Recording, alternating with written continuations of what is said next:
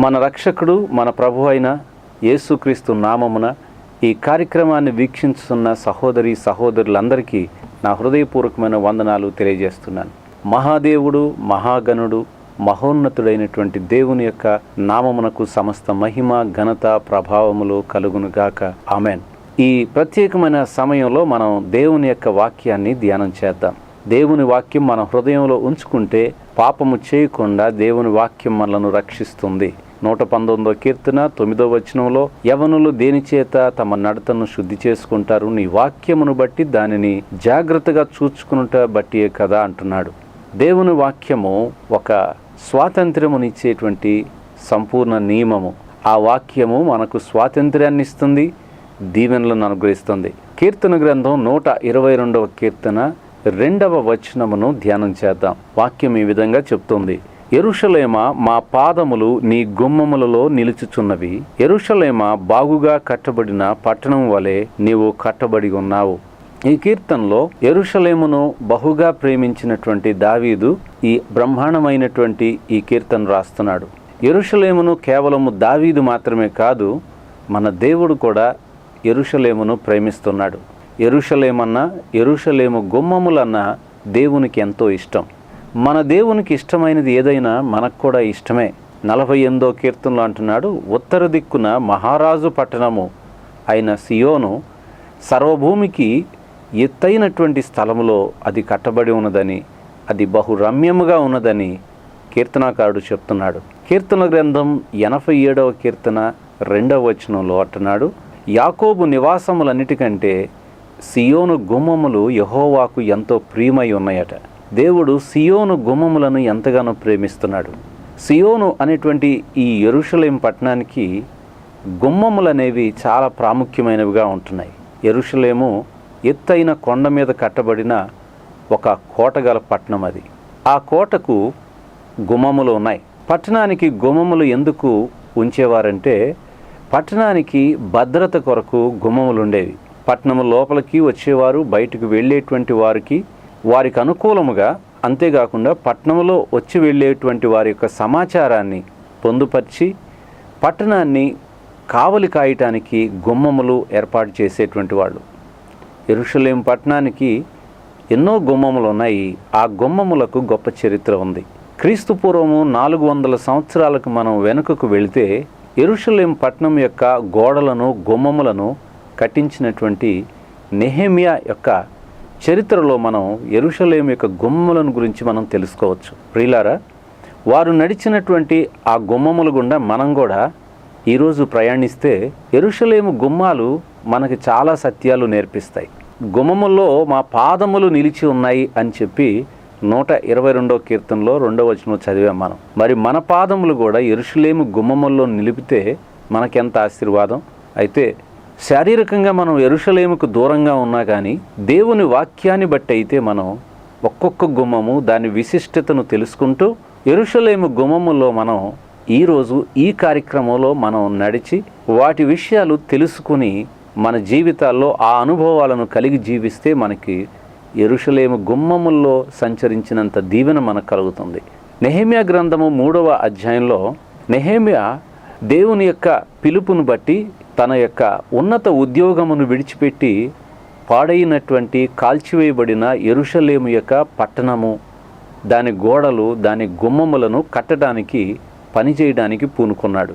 ఈనాడు కూడా యెరూషలేము అనేటువంటి దేవుని సంఘము, దేవుని యొక్క సేవలు పాడైపోయిన పరిస్థితుల్లో ఉంటున్నాయి. మనం కూడా యెరూషలేము అనేటువంటి దేవుని సంఘాన్ని మనం నిర్మించడానికి కంటిపాపకు విశ్రాంతి లేకుండా ప్రార్థనతోనూ మన తోటి వారి సమర్పణతోనూ కన్నీటితో మనం గనక ప్రయాసపడితే పాడైపోయినటువంటి ఆ పునాదులను మరలా తిరిగి మనం నిర్మించుకోగలుగుతాం. ఈ యొక్క సత్యాన్ని మనం జ్ఞాపకం చేసుకుంటూ నెహెమ్యా గ్రంథము 3వ అధ్యాయంలో రాయబడినటువంటి ఒక్కొక్క గుమ్మములో నుండి మన ప్రయాణాన్ని ప్రారంభం చేద్దాం. మొట్టమొదట యెరూషలేము యొక్క పట్టణంలో నెహెమ్యా ప్రస్తావించినటువంటి గుమ్మం పేరు గొర్రెల గుమ్మము అని మనం చూస్తాం.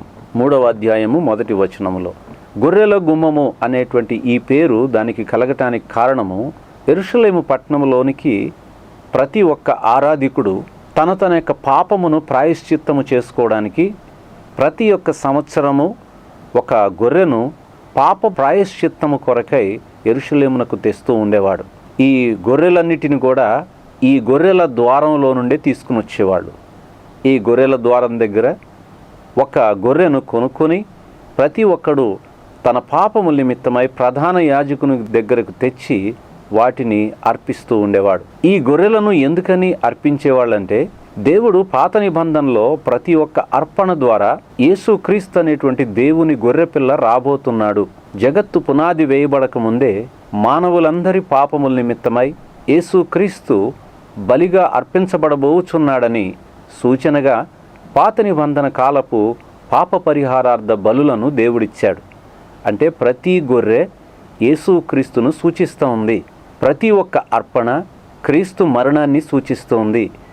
ప్రతి గొర్రె యొక్క రక్తము నిష్కళంకమైన అమూల్యమైన యేసుక్రీస్తు యొక్క రక్తాన్ని సూచిస్తుంది.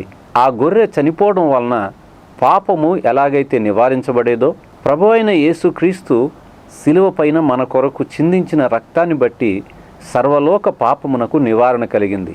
బాప్తిస్మం ఇచ్చేటువంటి యోహాను ప్రభువైన యేసుక్రీస్తు తన దగ్గరకు వచ్చుట చూచి, యోహాను సువార్త 1వ అధ్యాయం 29వ వచనంలో అంటున్నాడు, ఇదిగో లోక పాపమును మోసుకొని పోచున్న దేవుని గొర్రెపిల్ల అన్నాడు.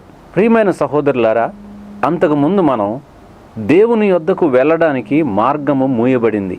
పాపము దేవునికి మనకు అడ్డుగోడగా ఉంటూ ఉండేది. దేవునికి మానవునికి మధ్యలో సత్సంబంధం లేదు. పాపమే ఒక బ్యారియర్గాను ఒక వాల్గాను దేవుని యొద్ద నుండి మానవుని సపరేట్ చేసింది. ఈ సెపరేషన్ తీసివేయబడాలంటే ఉభయులకు సంధి చేసి సమాధానపరిచేటువంటి మధ్యవర్తి కావాలి. ఆ మధ్యవర్తిగానే యేసుక్రీస్తు దైవనరుడుగా ఈ లోకానికి వచ్చి తన విలువైనటువంటి రక్తాన్ని చిందించి పాపానికి పరిహారం చేశాడు. దేవుణ్ణి శాంతపరిచాడు. మానవునికి క్షమాపణిచ్చాడు. ఇద్దరిని సంధి చేసి సమకూర్చాడు. అందుకనే దాన్ని ద్వారము అన్నారు. ఈ గొర్రె ద్వారాన్ని తెరిచింది. ఏ ద్వారాన్ని? దేవుని యొద్దకు వెళ్ళేటువంటి ద్వారాన్ని మానవుల కొరకు తెరిచినది కనుక ఇది గొర్రెల ద్వారం. అంటే ప్రభు అయిన యేసుక్రీస్తు యొక్క శిలువ త్యాగానికి సాదృశ్యంగా కనబడుతుంది. హెబ్రీ పత్రిక 10వ అధ్యాయం 19వ వచనంలో యేసు ప్రభువారు తన యొక్క రక్తము ద్వారా నూతనమైన జీవము కలిగినటువంటి మార్గము తన శరీరమందు ఉన్న తెర ద్వారా ఆయన మనలను తన రక్తం వలన పరిశుద్ధ స్థలములోనికి మనలను చేర్చాడని దేవుని వాక్యంలో మనం చూస్తాం. యోహాను సువార్త 14వ అధ్యాయం 6వ వచనంలో, నేనే మార్గము, నేనే సత్యము, నేనే జీవము, నా ద్వారా తప్ప తండ్రి యొద్దకు ఎవ్వరూ రాలేరన్నారు. ప్రియ సహోదరుడా, యెరూషలేములోనికి ప్రవేశించాలి అంటే మొట్టమొదటి గుమ్మము మీ యాత్రలో గొర్రెల ద్వారమై ఉండాలి. సంఘములోనికి మీరు ప్రవేశించాలంటే మొట్టమొదట యేసుక్రీస్తు చిందించినటువంటి రక్తము చేత మీ పాపములకు క్షమాపణ ఉంది. దేవుని యొక్క పట్టణములోనికి మీరు సభ్యులుగా చేర్చబడతారు. సో మన యాత్రలో మొదటి గుమ్మము గొర్రెల ద్వారము. మరి ఆ గొర్రెల ద్వారం అనేటువంటి క్రీస్తు యేసు రక్తంలో కడగబడ్డారా? మీరు రక్షణలోనికి వచ్చారా? మీరు లేకుంటే ఈరోజే మీ స్వరక్షకుడిగా యేసుక్రీస్తుని స్వీకరించమని మనవి చేస్తున్నాను. ఈ గొర్రెల ద్వారమునకు ప్రత్యేకముగా ఒక మాట రాయబడి ఉంది. ఈ ద్వారము ప్రతిష్ఠించి తలుపులు నిలిపిరి అని చూస్తున్నాం. మరి ఏ గుమ్మమును కూడా ప్రతిష్ఠించలేదు. It was sanctified and it was consecrated. ఎందుకని ఈ గొర్రెల గుమ్మానికి మాత్రమే ప్రతిష్ఠించిరి అని ఉపయోగించాడంటే, ప్రభు అయిన యేసుక్రీస్తు మన కొరకు ప్రతిష్ఠించినటువంటి మార్గం ఇది. ప్రతిష్ఠించిన ఈ మార్గానికి గుమ్మములు, తలుపులు కానీ, గడియలు కానీ, దీనికి తాళాలు కానీ ఏమీ లేదు. ఈ గుమ్మము నిత్యము తెరవబడి ఉంటుంది. ఎవరైనా ఎప్పుడైనా ప్రవేశించడానికి ఈ గుమ్మము ద్వారా దేవుడు ప్రతి మనిషిని తన యొద్దకు రమ్మని ఆహ్వానిస్తున్నాడు. కాబట్టి ఇది ప్రతిష్ఠించబడినటువంటి మార్గము. ఇది పవిత్రమైనటువంటి ద్వారము. ఆ తరువాత మత్స్యపు గుమ్మము అని చూస్తున్నాం, ఫిష్ గేట్. ఈ పేరు దీనికి కలగడానికి కారణం ఏంటంటే, యెరూషలేమునకు ఉత్తరం దిక్కునున్న ఈ ద్వారానికి మత్స్యకారులు మధ్యధరా సముద్రంలోను అలాగే ఉత్తరాన ఉన్నటువంటి గలిలయ సముద్రంలోను పట్టినటువంటి చేపలను ఈ మత్స్యపు గుమ్మం ద్వారా యెరూషలేములోనికి తెచ్చి విక్రయించేటువంటి వాళ్ళు. ఈ మత్స్యపు గుమ్మము అన్ని గుమ్మాల కంటే సులువుగా ఎవరైనా గుర్తుపట్టచ్చు. ఎందుకంటే ఆ గుమ్మం దగ్గరకు రాగానే చేపల వాసన, ఆ గుమ్మం దగ్గరకు రాగానే చేపలను అమ్మేటువంటి వారి యొక్క ఆ విక్రయాలు మనకి కనిపిస్తూ ఉండేవి. చూడండి, ఈ యొక్క మత్స్యపు గుమ్మము ఏంటి, దీని ప్రాధాన్యత, మత్స్యపు గుమ్మమునకు ఉన్నటువంటి ఆత్మీయ అర్థం ఏంటని మనం చూస్తే, మనం గొర్రెల ద్వారములోనికి ప్రవేశించిన తర్వాత ప్రతి ఒక్క రక్షణ పొందినటువంటి విశ్వాసి ప్రభు అయిన యేసుక్రీస్తు తన శిష్యులకు మత్తయి సువార్త 4వ అధ్యాయం 19వ వచనం, మార్కు సువార్త 1వ అధ్యాయము 17వ వచనం, ఈ వచనముల్లో ప్రభు ఏమన్నారంటే, మిమ్మల్ని నేను మనుషులను పట్టేటువంటి జాలర్లుగా చేస్తాను, నన్ను వెంబడించండి అన్నాడు ఆయన. మనం గనుక ప్రభువుని వెంబడించినట్లయితే ఈ మత్స్యపు గుమ్మము యొక్క ఆ ఆత్మీయ అర్థము ప్రకారంగా మనము ఇతరులను ప్రభువు దగ్గరికి నడిపించేటువంటి ఆత్మల జాలర్లుగా మనం మార్చబడతాం. ప్రతి విశ్వాసి ఒక ఆత్మల జాలరై ఉన్నాడు. కేవలం ఒక పాస్టర్ గారే లేకపోతే ఒక సువార్థికుడే ఈ పని చేస్తాడు అనుకోవడానికి లేదు. ఎలాగైతే ఆంద్రేయ తన సహోదరుడైనటువంటి పేతురును ప్రభు దగ్గరికి నడిపించాడో, ఫిలిప్పు తన స్నేహితుడైనటువంటి నతనీయేల్ని ప్రభు దగ్గరికి నడిపించాడో, ఈ కార్యక్రమం చూస్తున్నటువంటి మీరు ఈ మత్స్యపు గుమ్మము ద్వారా తెలుసుకునేటువంటి సత్యం ఏమిటనగా, మనము మన స్నేహితులను, మన బంధువులను, మనకు సమీపస్తులుగా ఉన్నటువంటి మన సహవాసులను మన సాక్ష్యాన్ని బట్టి, మన క్రియలను బట్టి, మనం వారికి చెప్పే మాటలను బట్టి, మన యొక్క సత్క్రియలను బట్టి, మనలో ఉన్నటువంటి ప్రేమను బట్టి వారికి మన ప్రభువును గుర్చినటువంటి పరిచయం చేసి వారిని దేవునికి అప్పగించేటువంటి ఆత్మ సంబంధమైన జాలర్లుగా మనం మార్చబడాలి. సో రెండవ గుమ్మము మత్స్యపు గుమ్మము. మత్స్యపు గుమ్మం ఏం తెలియజేస్తుందంటే, మనం ప్రభు దగ్గరకు ఇతరులను నడిపించే వారంగా ఉండాలని మనకు తెలియజేస్తుంది. ఆ తరువాత గుమ్మము పాత గుమ్మము. పాత గుమ్మము అంటే బహుశా ఇది అంతకు ముందు నుండి, అంటే నెహెమ్యాకు పూర్వము దావీదు కాలం నుండి ఉన్నటువంటి పురాతనమైన గుమ్మమై ఉంటుంది. అయితే ఈ పాత గుమ్మము అనేటువంటి పేరును ప్రస్తావించడానికి గల కారణము, పాతది కదా అని ఆ పట్టణంలో నుండి దాన్ని తీసేయలేదు. ఆ పాత గుమ్మమును కూడా యెరూషలేము గుమ్మముల్లో ప్రస్తావించాడంటే, పాతవి కూడా కొన్ని శ్రేష్టమైన విషయాలు మనకు తెలియజేసేవిగా ఉంటున్నాయి. ఇర్మియా గ్రంథము 6వ అధ్యాయం 16వ వచనంలో, మార్గములలో నిలిచి మేలైన మార్గం ఏదో విచారించండి, పురాతనమైనటువంటి మార్గము మేలైన మార్గం అని మీకు తెలుస్తుంది, దానిలో మీరు నడుచుకున్నట్లయితే మీకు నెమ్మది కలుగుతుందని దేవుని వాక్యం తెలియజేస్తాం. చాలాసార్లు మనం అనుకుంటాం పాతవి అంటే ఇక పనికిరానివేమో అనుకుంటాం. అలాగైతే దేవుడు అంటున్నాడు, పురాతనమైనటువంటి మార్గము అంటే మన పితరులు, భక్తులు, అపోస్తలు నడిచినటువంటి ఈ పురాతన మార్గము జీవమునకు తీసుకుని వెళ్ళేటువంటి మార్గం అయి ఉంది. ప్రియులారా, వాళ్ళ అంతా కొత్తే, ప్రతిదీ కొత్తది వచ్చింది కనుక పాత ఇవన్నీ తీసేసే రోజులు ఇవన్నీ. రోజుకు ఒక మోడల్ వస్తుంది. పౌలు ఏథెన్స్కు వెళ్తే ఏథెన్స్ వారు క్రొత్త సంగతులు వినుట యందు కాలము వెళ్ళబుచ్చుచూ ఉండేటువంటి వాళ్ళట. మనం కూడా క్రొత్త వాటి యొక్క మోజులో పాతవి తీసేద్దాం అంటున్నారు. చాలామంది అంటుంటారు పాత నిబంధనే అసలు అవసరం లేదంటుంటారు. అయితే దేవుని బిడ్డలారా, మత్తయి సువార్త 13వ అధ్యాయము 52వ వచనంలో అంటున్నారు ఆయన, అందువలన పరలోక రాజ్యములో శిష్యుడిగా చేరిన ప్రతి శాస్త్రియు తన ధననిధిలో నుండి కొత్త పదార్థములను పాత పదార్థములను వెలపెలికి తెచ్చు ఇంటి యజమానుని పోలి ఉన్నాడు. పరలోక రాజ్యము కేవలం కొత్త పదార్థములే కాదు, పాత పదార్థములు కూడా ఉన్నాయి దాంట్లో. అంటే పాత దానిలో నుండే కొత్తది వస్తుంది ఎప్పుడైనా కూడా. పాత నిబంధన రాబోవు యొక్క మేలుల యొక్క ఛాయగలదే ఉన్నది. అంటే పాత నిబంధన క్రీస్తు ప్రభు వారిని గణపరచడానికి రాయబడి ఉంది. ఇందులో ప్రతి ప్రవచనం, ఇందులో ఉన్నటువంటి ప్రతి సూచన, ఇందులో ఉన్న ప్రతి వ్యక్తి భక్తుడు ప్రభువుకి ముంగుర్తులుగా ఉన్నారు కనుక పాతవి అని మనం కొట్టేయటానికి లేదు. పాత వాటిల్లో మనకి శ్రేష్టమైనవి ఉన్నాయి. ఆ మాటకు వస్తే మన దేవుడు కూడా యుగయుగాల నుండి ఉన్న దేవుడై ఉన్నాడు. ఆయన మనకు పాత అయిపోతాడా? ఆయన మనం మార్చలేం కదా. ఆయన మార్పు లేని దేవుడై ఉన్నాడు. కాబట్టి పాత గుమ్మము అన్నప్పుడు మనము ఒకసారి మన పితరులు నడిచినటువంటి ఆ యొక్క అనుభవాలను, పాత నిబంధనలో ఉన్నటువంటి కొన్ని శ్రేష్టమైన తలంపులను, యుగయుగాల నుండి ఉన్నటువంటి దేవుణ్ణి మనం మార్చలేమనేటువంటి సత్యాన్ని మనం గమనించి ఈ పాత గుమ్మములోంచి మనం క్రొత్త విషయాలు నేర్చుకునేటువంటి అనుభవం వైపుకి మనం పయనించవలసిన వారమై ఉన్నాం. ఆ తరువాత గుమ్మము లోయ గుమ్మము అని చూస్తాం. The valley gate. లోయ గుమ్మము అని దీనికి ఎందుకు పేరు వచ్చిందంటే, యెరూషలేము పట్టణము చుట్టూ లోయలు ఉన్నాయి. తూర్పు వైపున, దక్షిణం వైపున, పడమర వైపున 3 లోయలు ఉన్నాయి. కిద్రోను లోయ, హిన్నోము లోయ, దానిని గెహిన్నోమ్ అని కూడా పిలుస్తారు. అలాగే టైరోపియన్ వ్యాలీ అని, మధ్య లోయ లేకపోతే చీజ్ మేకర్స్ వ్యాలీ అని కూడా అంటారు. యెరూషలేం పట్టణంలో లోయలు ఉన్నాయి కనుక లోయ వైపుగా ఉన్నటువంటి గుమ్మము పేరు లోయ గుమ్మమై ఉన్నది. ఈ లోయ గుమ్మము దేనికి సాదృశ్యంగా ఉందంటే, లోయ దీనత్వమునకు, తగ్గింపునకు, సాత్వికమునకు సాదృశ్యంగా కనబడుతుంది. Valley denotes humiliation and humbleness. మన ప్రభు మనకు నేర్పించినది ఏంటంటే, మనలను మనం తగ్గించుకొని సాత్వికులమై జీవించాలని మనకు నేర్పిస్తున్నాడు. దేవుని ప్రజలుగా మనకు గర్వము అనేది మనకు తగదు. ఎందుకనగా దేవుడు అహంకారులను ఎదిరిస్తాడంట, దీనులకు తన కృపనిస్తాడని బైబిల్ చెప్తుంది. ఎవరు దీనుడై తను తగ్గించుకుని ఆయన బలిష్టమైన చేతి కింద ఉంటాడో తగిన సమయమందు దేవుడు వారిని హెచ్చిస్తాడని పరిశుద్ధ గ్రంథం చెప్తుంది.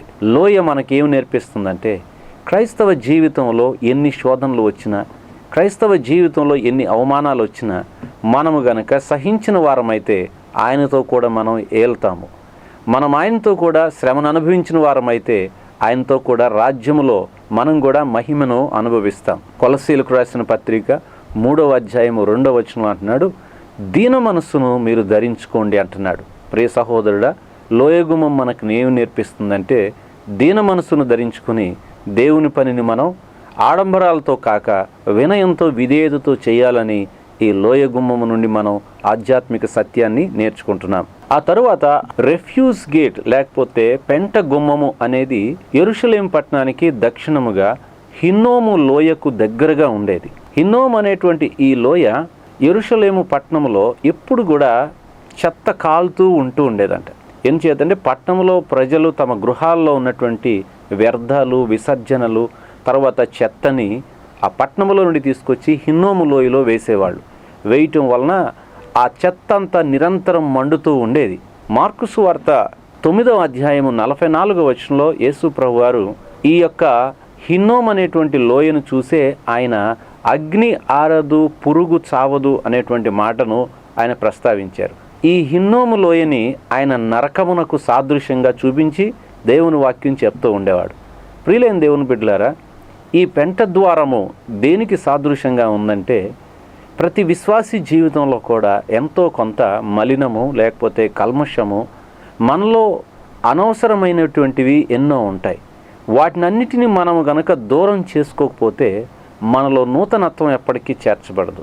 ఎందుకనగా పాత మలినాలు మనలో నిలవ ఉంటే కొత్త విషయాలను మనలోనికి గ్రహించడానికి స్థలం ఉండదు. కనుక మనం ముందుగా వాటన్నిటి నుండి మనలను మనం శుద్ధి చేసుకుంటూ ఉండాలి. మనలో ఉన్న అపవిత్రత అంతా తీసేయాలి. యోబు గ్రంథం 20వ అధ్యాయంలో చెప్తాడు, వారికి చెడుతనము చాలా తీయగా ఉంది, వారు తమ నాలుక కిందే దాన్ని దాచిపెట్టేశారు అంటున్నాడు. మనము ఇటువంటి జీవితంలో ఉండకూడదు. అపవిత్రత మనలో దాచిపెట్టుకుంటే ఏమిటి ప్రయోజనం? మనలో కల్మషాలు దాచిపెట్టుకుంటే ఏంటి ప్రయోజనం? మనలో అసూయలు ఉంటే మనకు దానివల్ల వచ్చే ప్రయోజనం ఏంటి? వాటిని మనలో నుండి త్వరగా బయటకు తీసేస్తే మనం గనక ఆ చెత్తని లేకపోతే అపవిత్రతని, శరీరమునకును ఆత్మకు కలిగిన ప్రతి కల్మషాన్ని మనం గనక కడిగేసినట్లయితే మనం దేవుని ఆలయంగాను, ఆయన మనలోను, మనం ఆయనలో కలిసి జీవించడానికి ఒక గొప్ప అవకాశం ఏర్పడుతుంది. ఈ పెంట గుమ్మము మనకు తెలియజేసేటువంటి ఆధ్యాత్మిక సత్యం ఏంటంటే, మనలో ఉన్నటువంటి ఈ యొక్క అపవిత్రత అంతటిని మనం తొలగించి పరిశుద్ధమైనటువంటి జీవితాన్ని జీవించడానికి మనకు ఈ ద్వారము ఒక పాఠాన్ని నేర్పిస్తుంది. తరువాత గుమ్మము ధార యొక్క గుమ్మము, ద ఫౌంటైన్ గేట్. యెరూషలేం పట్టణానికి కాలువ కానీ లేకపోతే నది కానీ నీటి వనరులను అనుగ్రహించడానికి లేదు. యెరూషలేం పట్టణం యొక్క నీటి అవసరతలను తీర్చడానికి యెరూషలేంలోనే క్రింద నీటి ఊటలు ఉన్నాయి. తూర్పున కిద్రోను లోయకు దిగువనున్న ఈస్టర్న్ స్లోప్లో గిహోన్ అనేటువంటి ఒక నీటి ఊట ఉంది. గిహోన్ అంటే గషింగ్ ఫోర్త్, అంటే ఉబుకుచూ ఉండేటువంటిది, ఉబికి పొంగేది అని అర్థం అన్నమాట. ఈ గీహోను ఊటలో నుండి నీరు రావడం వలన యెరూషలేము నివాసులందరూ దాని ప్రక్కన నీటి తొట్లను తొలిపించుకుని ఆ నీటి తొట్లలో నుండి నీళ్లను వారు వాడుకోవడానికి వినియోగించుకునేటువంటి వారు.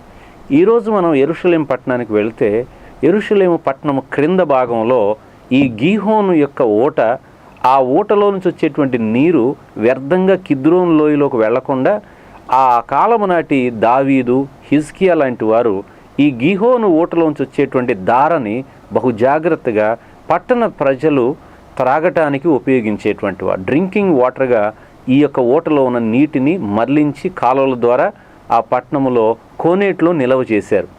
ఈ దార యొక్క గుమ్మం మనకి ఏం తెలియజేస్తుందంటే, మనకు ఆత్మ సంబంధమైనటువంటి దాహాన్ని తీర్చడానికి ఆనాటి యెరూషలేములో ఆ ఊట ఎలాగైతే ఉందో, లేకపోతే ఆ జీవధార ఎలాగైతే ఉందో, ఈరోజు మనం విశ్వసించేటువంటి విశ్వాసికి మన ప్రభు అయిన యేసు క్రీస్తే దార అయి ఉన్నాడు. ఆయనే ఫౌంటైన్ అయి ఉన్నాడు. యోహాను సువార్త 4వ అధ్యాయంలో ప్రభువారు సమరయ స్త్రీతో చెప్పాడు, అమ్మా దాహమునకు నీళ్ళివ్వా అని అడిగితే ఆ స్త్రీ అంది, అయ్యా ఈ బావి చాలా లోతైందే అంది. అందుకు ప్రభు అన్నాడు, నేనెవరు